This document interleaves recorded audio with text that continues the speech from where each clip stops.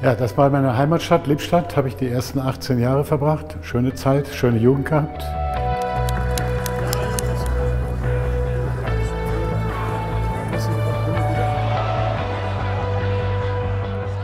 16 Tore, ist mal Wahnsinn. War in der unter 14 C-Jugend, glaube ich, 32-0 in Westernkotten. Das war der Nachbarort bei uns.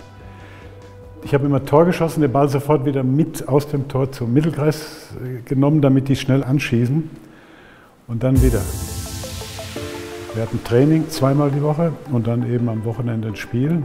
Zwei Dinge beim Training waren schön. Hinterher das warme Duschen, denn das war zu der Zeit etwas Außergewöhnliches, wenn du Sport getrieben hast, dass du hinterher duschen. Die Dusche hatte nur ein Handicap. Das warme Wasser kam genau 2 Minuten. Einer stand mit der Stoppuhr da und hat gesagt, nach 40 Sekunden Wechsel. Und dann haben wir gewechselt und dann, damit jeder noch warmes Wasser mitkriegte. Und dann sind wir hinterher mit den Fahrrädern nach Hause gefahren und haben dabei gesungen. Schmählieder gegen Teutonia Lippstadt, gegen den anderen Club in Lippstadt.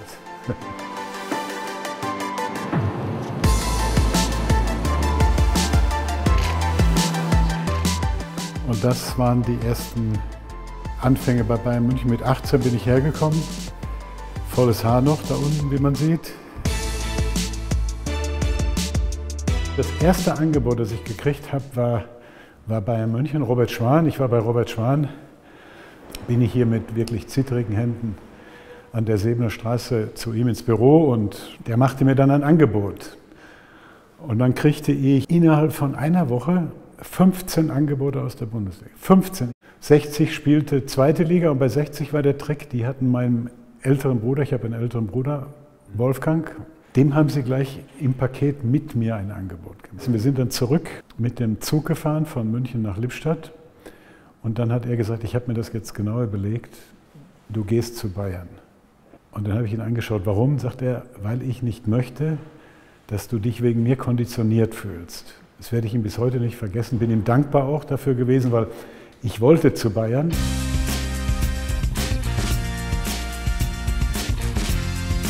Im Grunde genommen bin ich für das Trainingslager, denn als Junggeselle habe ich so einen regelmäßigen Tagesablauf.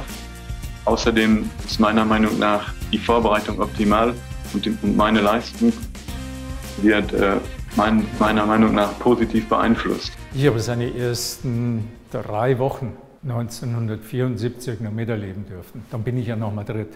Und dann habe ich schon gedacht, Bursche, du, ein bisschen musst du rühren. Ja, ein bisschen musst du mal aufstampfen. Aber es war vielleicht genau das Richtige damals.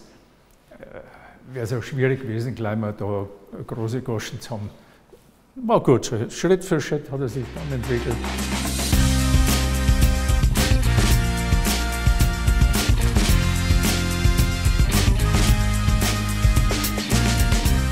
Wurde Uli Hoeneß zugeteilt. Vorher gab es ja Doppelzimmer, weil der vorhergehende Doppelzimmerpartner von Uli war Paul Breitner und der ist in dem Jahr zu Real Madrid transferiert. Dadurch wurde ich ihm zugeteilt. Es war natürlich auch ein Glücksfall für mich, weil ich hatte mit ihm natürlich so richtig so einen Lehrmeister auch, von dem ich mir viel abschauen konnte, viel lernen konnte und der von Anfang an zu mir gesagt hat, gib Gas. Du hast außergewöhnliche Talente, du hast eine Chance, hier Fuß zu fassen und zu spielen. Ja, wir haben uns ziemlich ergänzt, auch wir waren beide gleich müde und kaum einer hat, glaube ich, geschnarcht. Und insofern waren die Nächte relativ ruhig. Und er war immer interessiert zu lernen, er war immer interessiert weiterzukommen. Er war ein sehr angenehmer Zeitgenosse, wir haben uns prima verstanden. Karl-Heinz ist natürlich ein Spieler gewesen, der unglaublich dribbeln konnte, der mit dem Ball sehr gut umgehen konnte. Das Einzige, was am Anfang noch gefehlt hat, dass er aus seinen vielen herausgespielten Torchancen zu wenig gemacht hat. Ja? Und das hat er erst lernen müssen. Später hat er es natürlich perfekt gekonnt. Und Rummenigge! Für ihn traf heute das Prädikat Weltklasse zu.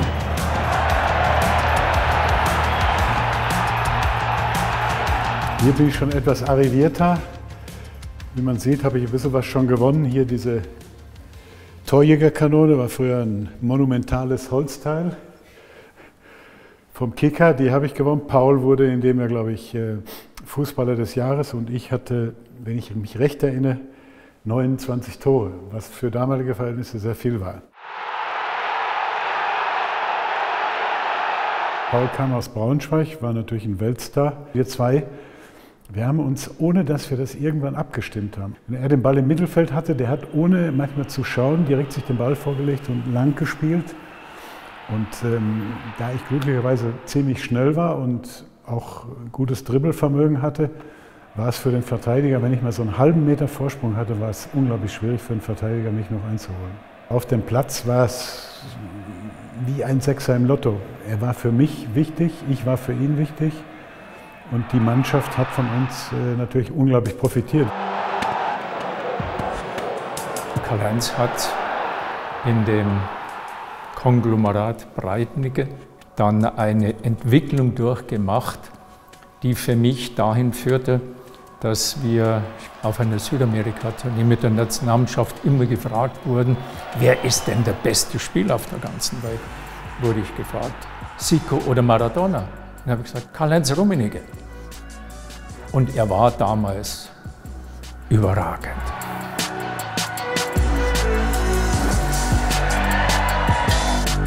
Schlawiner war er schon, weil ich war ja immer bekannt dafür, dass ich versucht habe, das Geld zusammenzuhalten und der W.O. Hoffmann war da etwas großzügiger und wir hatten eigentlich schon ziemlich viel ausgehandelt und dann hatte uns der W.O. Hoffmann zu sich nach Hause zum Essen eingeladen und ich kam dahin und habe mich gewundert, dass Karl-Heinz schon da war und es sah nicht so aus, wie wenn er gerade erst gekommen wäre. Ja. Ich wollte dann ganz diensteifrig anfangen. Ja, wir müssen uns ja noch über den Vertrag einigen. Da hat der Hoffmann gesagt, Uli, ich hatte vor, Karl-Heinz ist ein bisschen früher gekommen. Wir haben das schon alles geregelt. Also es war natürlich sehr zugunsten von Karl-Heinz.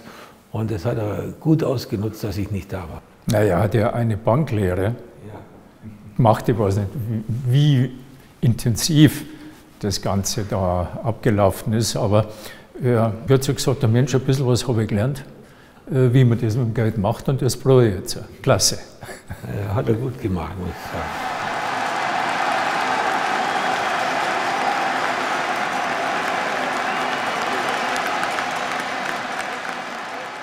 Dies war mein letztes Spiel für Bayern München 1984. Wollte mich unbedingt mit einem Titel verabschieden. Udo Lattek war unser Trainer und Wolfgang Tremmler hatte mit seinem wichtigen 1:1 uns in die Verlängerung geschossen. Dann gab es Elfmeterschießen.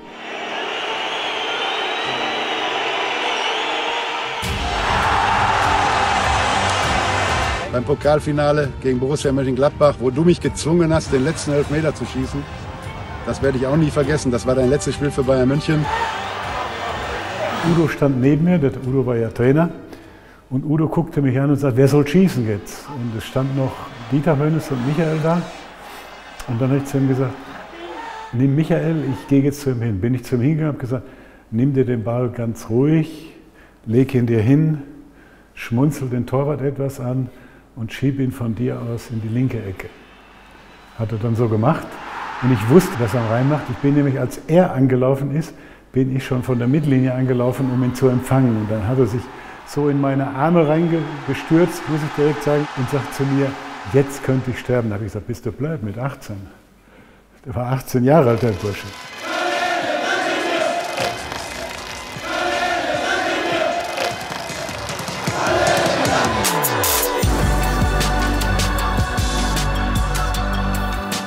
Dies waren meine Anfänge. 1984 bin ich ja dann anschließend zu Inter Mailand gegangen. Das war eine, muss ich ehrlich sagen, schöne, interessante Zeit, die ich auch nicht missen möchte. War damals ein großer Transfer, über 11 Millionen, war der, ich glaube, zweiteuerste Transfer nach Maradona damals.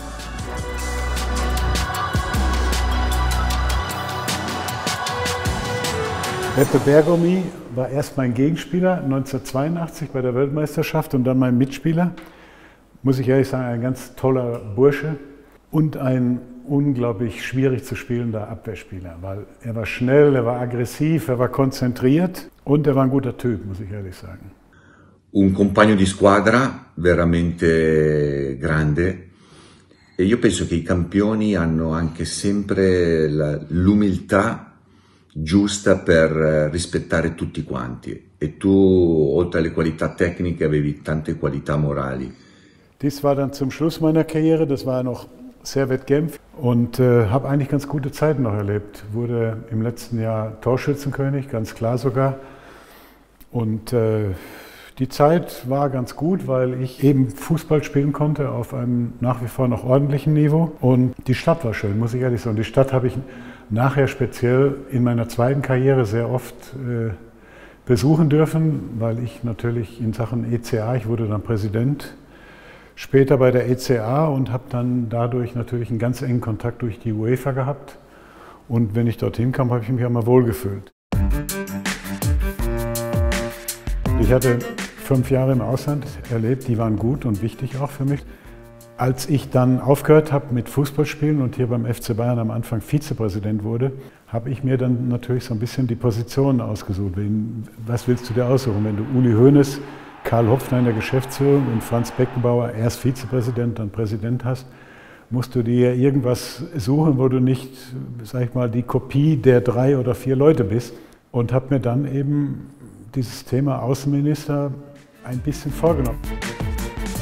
Ja, was Karl-Heinz überragend gemacht hat, war die Kontakte zu UEFA, zu FIFA, war also wirklich international vernetzt wie keiner von uns. Das war wirklich sensationell.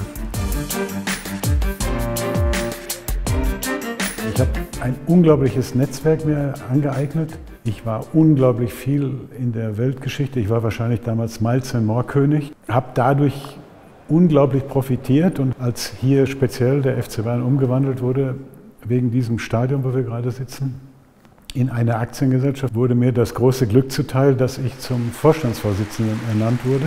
Und von da an war das natürlich unglaublich wichtig.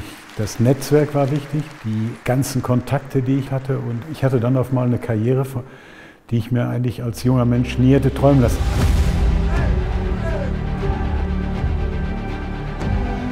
Das ist ja einer der Punkte, warum der FC Bayern so groß geworden ist. Dadurch, dass Karl-Heinz auch interessiert war an Geschäften, an wirtschaftlichen Dingen. An der wirtschaftlichen Seite des FC Bayern hatten wir dadurch eine perfekte Symbiose in der aktiven Führung des Vereins von Typen, die alles, was man über Fußball wissen muss, wussten und vor allen Dingen, die auch von der wirtschaftlichen Seite her eine Nulliger waren, sondern da auch jedes Jahr sich mehr reingearbeitet haben und von Jahr zu Jahr eben die perfekte Mischung dann ergab aus Fußballerwissen und Geschäftswissen. Das, was es nirgendwo gab.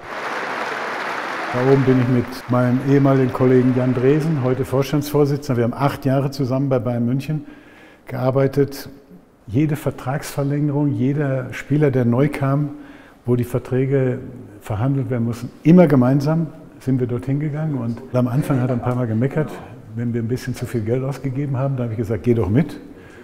Dann bist du auch in der Verantwortung, ist er mitgegangen. Und wir haben gute Transfer gemacht. Und wir haben vor allen Dingen uns sehr gut verstanden. Wir haben jeden Morgen, wenn ich ins Büro kam, erstmal einen Espresso zusammengetrunken und überlegt, was liegt an am Tag, was müssen wir abarbeiten, wie bereiten wir alles vor, damit am Ende des Tages auch die Dinge positiv laufen. Ja, Karl-Heinz und ich haben eine unglaublich gute Zusammenarbeit gehabt. Vor allem, und das ist das Wichtigste, immer gewesen, wir haben einander vertraut und wir wussten beide, wofür wir stehen und wo wir auch für arbeiten, nämlich für das Beste für den FC Bayern. Wenn wir bewusst eine Kunstpause wollten in der Verhandlung, dass wir gesagt haben, wir müssen jetzt mal raus und sprechen und dann haben wir halt draußen mal ein bisschen abgewartet, sind dann wieder rein. Also das war eine verdammt gute Zeit gemeinsam mit ihm und ich bin sehr, sehr dankbar, dass ich diese Jahre gemeinsam mit Karl-Heinz hatte. Herbert Hainer und Jan Dresen. Herbert Hainer, Präsident und Aufsichtsratsvorsitzender. Also das ist jetzt meine wahrscheinlich letzte Karriere, die ich beim FC Bayern habe. Ich bin im Aufsichtsrat noch Mitglied. Das macht mir Spaß.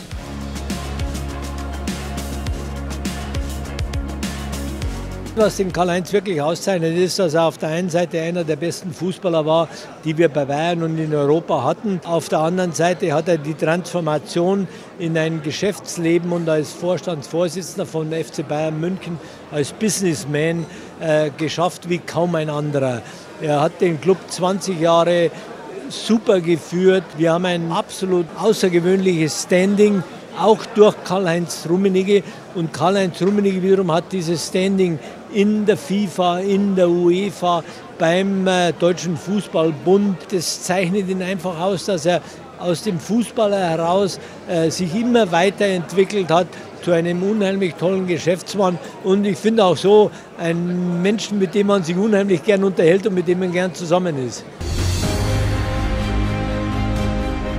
Der FC Bayern hat eine eigene Philosophie, die habe ich immer geschätzt. Der ist der möglicherweise einzige Club neben vielleicht noch Real Madrid, ein bisschen neben Barcelona, aber ein unabhängiger Club. Und diese DNA, die gilt es zu erhalten, weil ich glaube, deshalb ist der FC Bayern berühmt, berüchtigt, geschätzt in der ganzen Fußballwelt. Alle, die ich kenne, im Ausland oder auch im Inland, verneigen sich immer vor diesem großen Club, weil dieser Club etwas Spezielles darstellt.